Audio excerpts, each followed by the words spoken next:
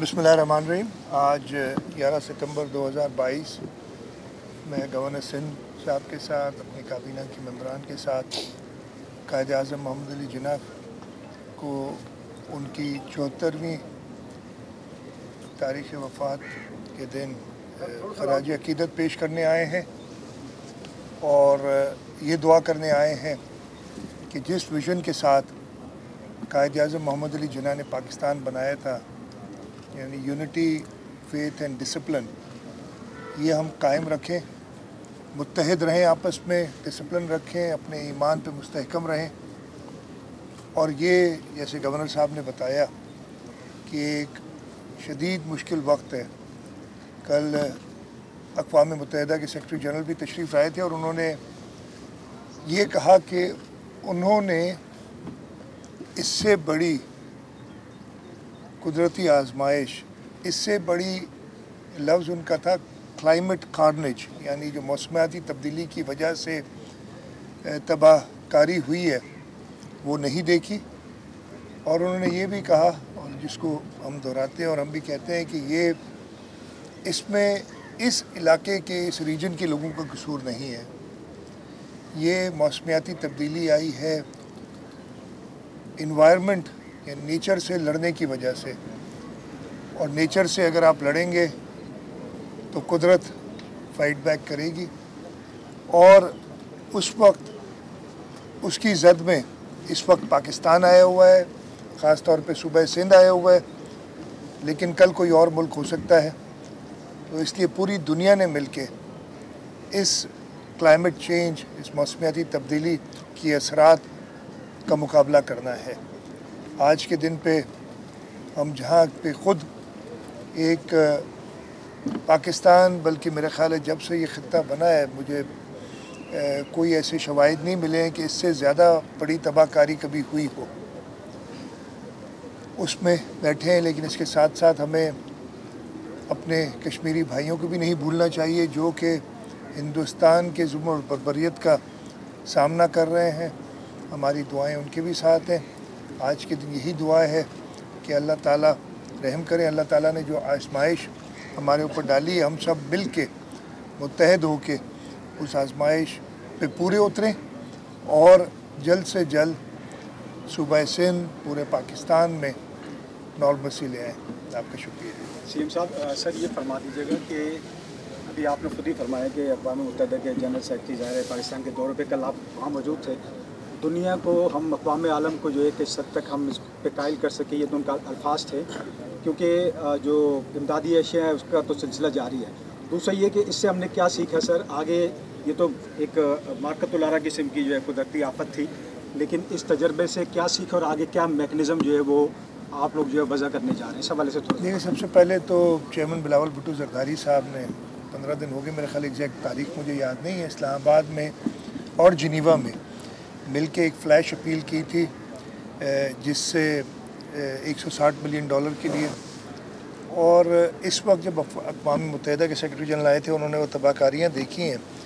उनका ये कहना है कि ये लफ्ज़ उन्हीं के है कि पाकिस्तान अकेला इसको नहीं कर सकता। दुनिया के वो ममालिक जिसकी वजह से ये आफत, ये आजमाइश आई है, उनको पिचन करना पड़ेगा। और हमें पूरी उम्मीद है, अभी UN सेक्रेटरी जो जनरल असम्बली है उसका इजलास भी है इसी महीने, और इसके अलावा और फोरम्स भी हैं, कॉप फोरम है, उसमें हमें उम्मीद है। और पाकिस्तान की लीडरशिप, वज़ीर आज़म, वज़ीर ख़ारजा अपना मौक़िफ़ बड़ा स्ट्रांगली पेश करेंगे। और हम उम्मीद कर सकते हैं कि दुनिया देखेगी कि जो उन्होंने किया है, ख़ास तौर पे डेवलप्ड मुल्कों ने, उसका सबसे बड़ा जो खमियाजा भुगत रहे हैं वो पाकिस्तान के लोग। और पाकिस्तान में भी जो सबसे गरीब तरीन लोग हैं इस वक्त, आपको पता है कि तकरीबन 33 मिलियन, 3 करोड़ 30 लाख लोग के सरों पे छत नहीं है, उनके घर तबाह हो गए हैं। 1500 के करीब लोगों की वफ़ात हो चुकी है। Millions of acres of fertile land, मैं सिर्फ सिंध का आपको बता दूं, हमारा अंदाज़ा है कि 350 अरब रुपए का नुकसान फार्मर कम्युनिटी को हुआ है। कम अज़ कम 50 अरब रुपए का नुकसान लाइफ स्टॉक वालों को हुआ है, घर लोगों के गिर गए हैं। एक इस वक्त कई कई जगह पे 8 से 10 फुट पानी है, और जहाँ पे नॉर्थ में पानी कम हो रहा है वहाँ पे भी अभी हालात ऐसे नहीं है कि लोग वापस जा सकें। तो इस मुश्किल हालात में आपने कहा सबक क्या सीखा है? सबक तो जब मैं नहीं कह रहा, सब कह रहे हैं कि इसके पाकिस्तान में जब तक से हमारे पास रिकॉर्डेड हिस्ट्री है, मैं वो सबसे बड़ा एग्जांपल देता हूँ, पटीदन जो कि 80 मिलीमीटर या कुछ बारिश जिसमें पड़ती है हर साल, उसमें 1763 मिलीमीटर बारिश पड़ी है, 2000% ज़्यादा। पूरे से मोहनजोदड़ो में 1600% ज़्यादा। जहाँ पे आगा साहब का घर है शिकारपुर में, वहाँ पे 1300-1400% ज़्यादा बारिश पड़ी है, 13-14 गुना। जहाँ मैं रहता हूँ ये सारा पानी राइट बैंक का उधर आएगा, और वहाँ इस वक्त 8 से 10 फुट पानी खड़ा है जो दरिया में जा रहा है। लेफ़्ट बैंक पूरा तबाह हुआ है, सखर से लेके खैरपुर से लेके घुटकी, सखर खैरपुर से लेके बदीन तक और थरपारकर तक। कराची में जो शदीद नुकसान हुआ था बारिश का, उसके आप सब गवाह हैं। पानी नहीं रुका, आफत वाले मंजर नहीं हुआ, लेकिन जो इंफ्रास्ट्रक्चर की तबाही हुई है वो आपको पता है। तो इस किस्म की बरसात, और मैं एक एग्ज़ाम्पल बाकी जगह पे देता हूँ कि हमारे पास इस साल नॉर्मल से तकरीबन 10 गुना, 1100% कहते हैं पूरे सिंध में, तो 11 गुना 10 गुना ज़्यादा बारिश हुई है। और यही इसलिए कि ये मौसमियाती तब्दीली के क्या क्या इफ़ेक्ट्स हैं, ये आसमान से बरसातें गिरती हैं, ग्लेशियर मेल्ट होता है, ज़्यादा जल्दी पिघलेगा, हमारे दरिया और ज़्यादा, इस साल दरिया हाई फ्लड में रहा, उससे ज़्यादा नहीं गया। लेकिन अगर आप देखें हमारा नॉर्मल फ्लड जो आता है, जो गुड्डू और सखर बराज पे, वो 4-4.5 लाख क्यूसेक की नॉर्मल होता है। इस साल तकरीबन 6-6.5 आया था, 11 लाख क्यूसेक भी हमने देखा है। और अगर उसको आप 10 गुना कर दें 4-4.5 लाख को, 40-45 मिलियन, सॉरी 4-4.5 मिलियन, माफ कीजिएगा, 4-4.5 मिलियन क्यूसेक अगर पानी आए तो आप अंदाज़ा लगा सकते हैं इस किस्म की ये आजमाइश थी जो अल्लाह ताला ने डाली थी। अब इसके लिए हमने एक प्रोग्राम ज़रूर बनाया है कि लोगों को रिहेबिलिटेट करना है। जल्दी हमने कोशिश करनी है कि हम रबी की फसल दे सकें, और हमने अपने इरिगेशन और ड्रेनेज नेटवर्क को और मजबूत करना है। 2010 के फ्लड के बाद हमने FP बंद को 6 फुट ऊँचा किया था, लेकिन इस साल की बारिश में वो 6 फुट ऊंचा करने के बाद 2010 के बारिश फ्लड्स भी आपको याद होंगे, वो ओवर टॉप हुआ और फिर ब्रीच हुआ। तो हम और इसको मजबूत करेंगे और ऐसा कोई सिस्टम बनाएंगे कि जैसे अभी हमारा ख्याल है कि 3 से 6 महीने लग सकते हैं ये पूरे बरसात के पानी को निकलने में, तो वो बरसात तो रोक नहीं सकते, अल्लाह ताला रोक सकते हैं, माफ़ कीजिएगा, रोक सकते हैं अगर हम माहौल को ख़राब करना बंद करें, और उसकी ज़िम्मेदारी हमारी नहीं है। सर, रिहेबिलिटेशन की आपने बात की, रिहेबिलिटेशन को अगर हम देखें तो यहाँ पर जो कराची जितने भी लोग आए हैं टीवीएस से, वो बहुत ज़्यादा मुतासर हैं स्किन की बीमारियों से। डॉक्टर्स जो हैं वो सिर्फ उनको बुखार की, नज़ले की उनको दवाइयाँ दे देते हैं, लेकिन अगर इंटीरियर की बात की जाए तो इंटीरियर में भी ऐसे बहुत सारे केसेस हैं। अगर खैरपुर मीरस की अगर बात कर लें तो बड़ा माचू वहाँ पे एक इलाका है, वहाँ पर अभी तक जो है वो इमदाद भी नहीं पहुँची और रिहेबिलिटेशन भी नहीं हो रही, यानी डॉक्टर्स वगैरह भी वहाँ पर मौजूद नहीं है। तो सर कराची वाले और इंटीरियर वाले जो सर इनके साथ जो, एक तो कराची वाले और इंटीरियर वालों को छोड़ दें यार, सिंध वाले ज़्यादा बेहतर होगा। मतलब खामखा क्यों आप डिफ्रेंशिएट करते हैं? मैं आपको सिंध वाले एक मुत्तहद रहें, मैं भी कह रहा हूँ मुत्तहद रहें, और आप जो है वो डिविजन क्रिएट करें, ऐसा ना करें।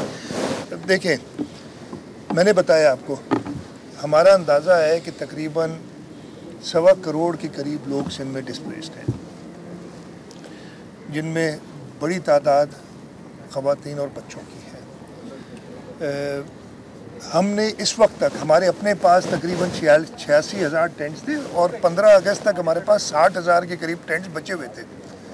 जब 2 महीने मानसून के गुजर गए थे, 15 दिन आखिरी, वो कहते हैं एंड ऑफ अगस्त के बाद फिर थोड़ा सा, तो हम अल्लाह ताला से शुक्र अदा किया था, और हमें जो मिली भी थी प्रेडिक्शन वो अबव एवरेज का मतलब है 10%, 20%, 30 या 50%, जैसे कि पंजाब में हुई 50% ज़्यादा नॉर्मल से बारिश।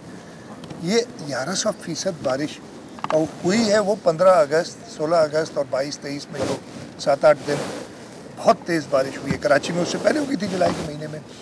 تو میں یہ ایڈمٹ کرتا ہوں کہ ہم اگر 1 کروڑ 1.25 کروڑ لوگ، یعنی آپ آرام سے سمجھیں کہ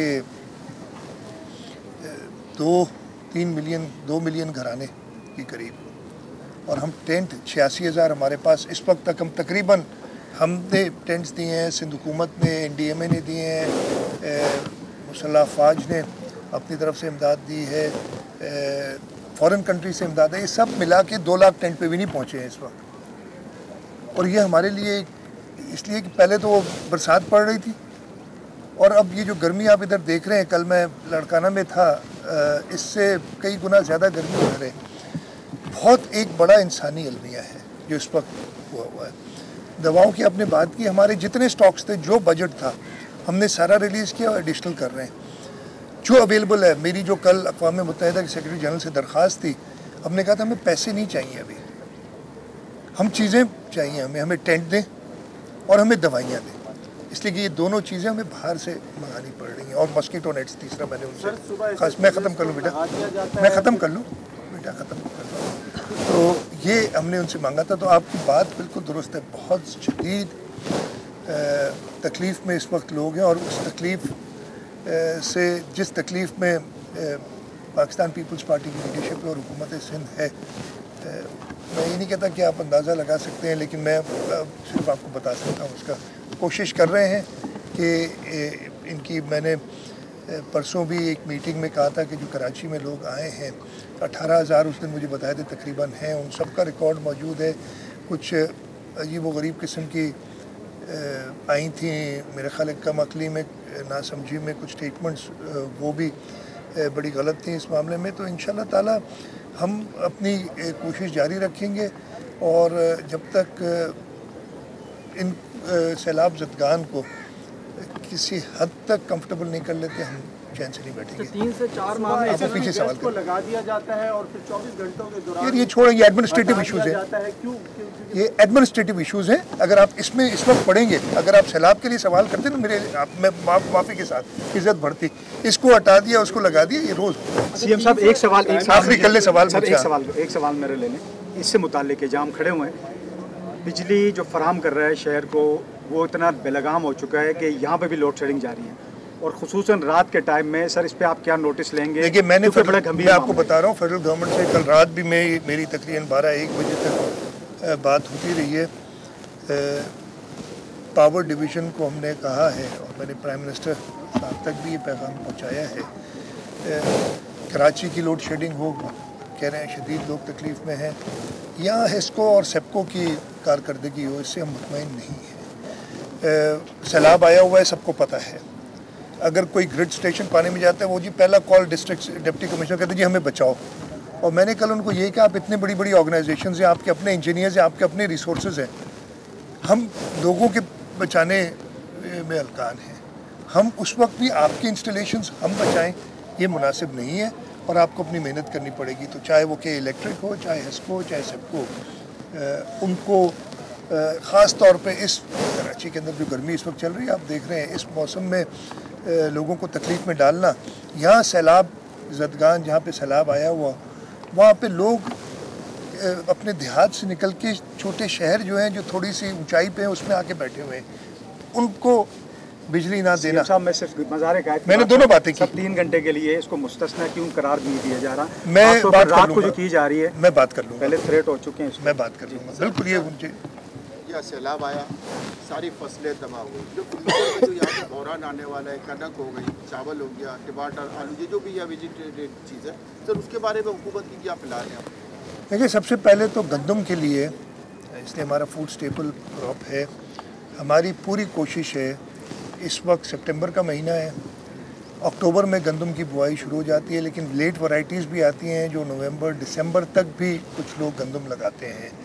ہماری کوشش یہ ہوگی کہ ہم نومبر دسمبر تک، پورا ایریا تو خالی نہیں ہوگا پانی سے.